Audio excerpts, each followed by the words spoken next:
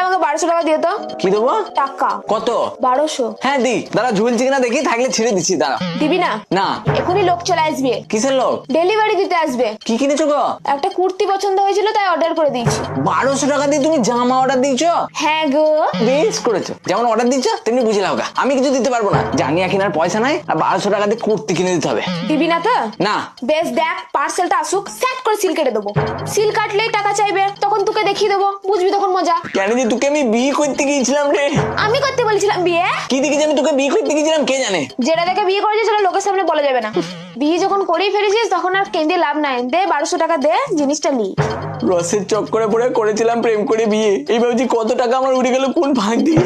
হ্যাঁ, যখন তুমি করেই ফেলেছো প্রেম করে বিয়ে, সহ্য না হলেও থাকতে হবে এই মালি নিয়ে।